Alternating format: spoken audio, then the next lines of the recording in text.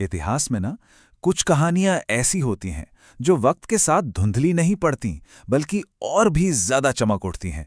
आज हम एक ऐसे ही शासक की कहानी में उतरने वाले हैं। एक ऐसा राजा जिसने अपने समय की सबसे सबसे बड़ी ताकत से टक्कर ली और कभी घुटने नहीं टेके। जी हां, ये कहानी है मेवाड़ के शेर महाराणा प्रताप की। अब जरा इन शब्दों पर ध्यान दीजिए। सोचिए, ये शब्द कौन कह रहा है? ये कोई दोस्त नहीं, कोई सहयोगी नहीं। ये तारीफ हो रही है उनके सबसे बड़े दुश्मन सम्राट अकबर के अपने दरबार में।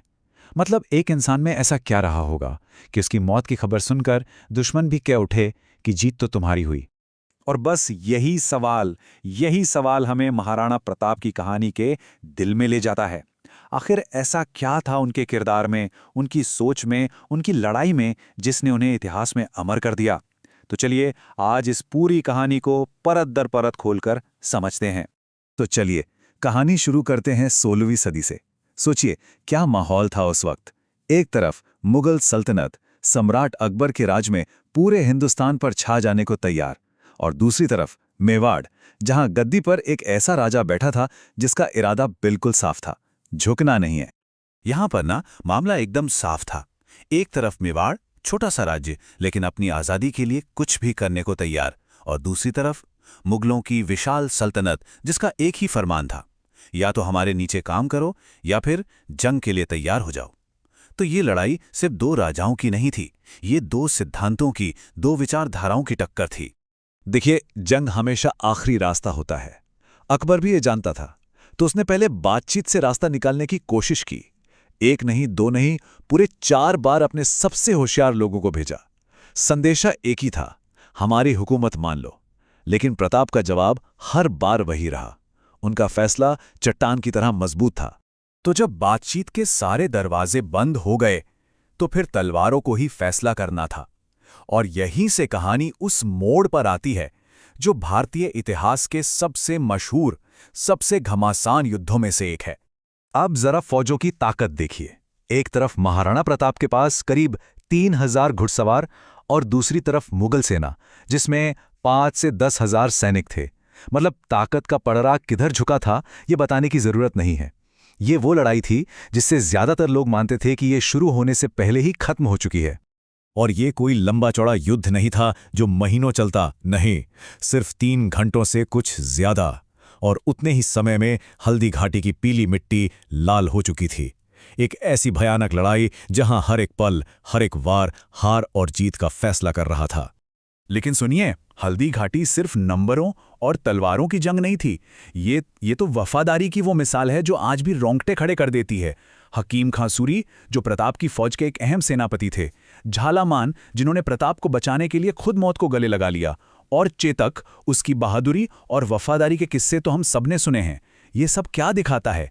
यही कि प्रताप सिर्फ एक राजा नहीं थे, वो एक ऐसे लीडर थे जिनके एक इशारे पर लोग जान कुर्बान करने को तैयार थे। हल्दी घाटी की लड़ाई तो खत्म हो गई, लेकिन असल लड़ाई, असली संघर्ष तो अब शुरू हुआ था।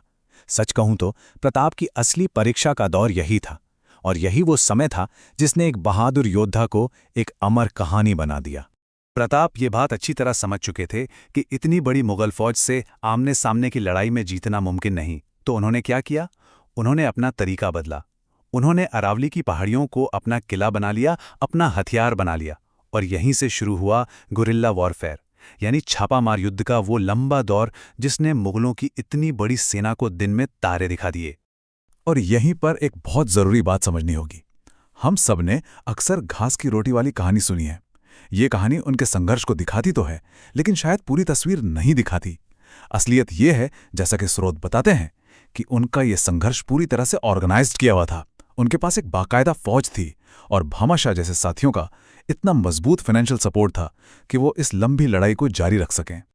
तो सालों तक ये छापामार लड़ाई चलती रही, और फिर वो वक्त आया जब महाराणा प्रताप ने सिर्फ बचाव नहीं बल्कि हमला करने का फैसला किया। और ये हमला हुआ दिवेर में। ये वो लड़ाई है जिसे इतिहासकार इस पूरे महासंग्राम का सबसे बड़ा, सबसे जरूरी मोड़ यानी टर्निंग पॉइंट मानते हैं। इस लड़ाई को मशहूर इतिहासकार कर्नल जेम्स टॉड ने एक नाम दिया, मेवाड़ का मैराथन। अब ये नाम क्यों दिया? क्योंकि ये लड़ाई बिल्कुल वैसी ही थी जैसे ग्रीस और पर्शिया के बीच हुई मैराथन की लड़ाई थी, जहां एक छोटी सी फौज ने एक बहुत बड़ी सल्तनत को धूल चटा दी थी। तो दिवेर की जीत सिर्फ एक जीत नहीं थी, ये एक ऐलान था। तो हुआ क्या? प्रताप ने एक ऐसा जबरदस्त और अचानक हमला किया कि मुगल सेना भौचक्की रह गई। और फिर एक जबरदस्त मुकाबले में उनके बेटे अमर सिंह ने मुगल कमांडर सुल्तान खान को एक ही भाले के वार में ढेर कर दिया। बस कमांडर के गिरते ही पूरी फौज की हिम्मत टूट गई। यही वो पल था जब पूरी बाजी पलट गई। दिवेर की जीत ने ऐलान कर दिया कि मेवाड़ वापस आ रहा है। और इस जीत का असर कितना बड़ा था, इसका अंदाजा इस एक नंबर से लगाइए, 36। जी हां, दिवेर की जीत के बाद मुगलों ने अपनी 36 चौकियां खाली कर दी और भाग खड़े हुए। मतलब एक लड़ाई, सिर्फ एक सही दाव और मेवाड़ का पूरा नक्शा ही बदल गया। ज्यादातर हिस्सा वापस प्रताप के कब्जे में था। दिवेर के बाद कहानी एक नए मोड़ पर आ गई। अब संघर्ष का तरीका बदल गया। ये प्रताप के जीवन का वो हिस्सा है जहां हम उन्हें सिर्फ एक योद्धा के तौर पर नहीं, बल्कि एक राज्य को दोबारा खड़ा करने वाले एक निर्माता के रूप में देखते हैं। इसके बाद के कुछ सालों में उन्होंने लगभग पूरा का पूरा मेवाड़ वापस जीत लिया, जिसमें उदयपुर भी शामिल था। फिर उन्होंने चावंड को अपनी नई राजधानी बनाया और सालों की जंग के बाद आखिरकार मेवाड़ ने शांति और तरक्की का एक सुनहरा दौर देखा। ये उनके जीवन के आखिरी साल थे, लेकिन शायद सबसे सुकून भरे और सबसे जरूरी साल थे। और यहाँ एक बेहद दिलचस्प बात पता चलती है। कहा जाता है, और ये बात स्रोत में भी है, कि महाराणा प्रताप का खौफ ऐसा था कि सम्राट अकबर को अपनी राजधानी आगरा से हटाकर लाहौर ले जानी पड़ी। और वो वापस आगरा तभी लौटे जब प्रताप इस दुनिया में नहीं रहे। सोचिए, ये बात प्रताप के मनोवैज्ञानिक असर को कितना जबरदस्त तरीके से दिखाती है। और यहीं पर आकर कहानी की शुरुआत में कही गई वो बात, वो कविता पूरी तरह से साफ हो जाती है। जब अकबर के दरबारी ने कहा था, हे राणा, जीत तो हर तरह से तेरी हुई और बादशाह हार गया, तो वो सिर्फ शायरी नहीं थी, वो एक गहरी सच्चाई थी कि सल्तनतें और ज़मीनें तो जीती जा सकती हैं, पर उस जज्बे को, उस हिम्मत को कोई नहीं हरा सकता जो कभी झुकना नहीं जानती। तो आखिर में सवाल वही है, महाराणा प्रताप की कहानी आज भी हमें क्यों इतनी खींचती है, क्यों आज भी इतनी जिंदा है? क्योंकि ये सिर्फ एक राजा और एक जंग की कहानी नहीं है, ये अपनी पहचान, अपनी आज़ादी और अपने उसूलों के लिए खड़े रहने की कहानी है। ये एक ऐसी विरासत है जो हमें आज भी ये सोचने पर मजबूर करती है कि असली जीत का मतलब और असली हार का मतलब आखिर होता क्या है।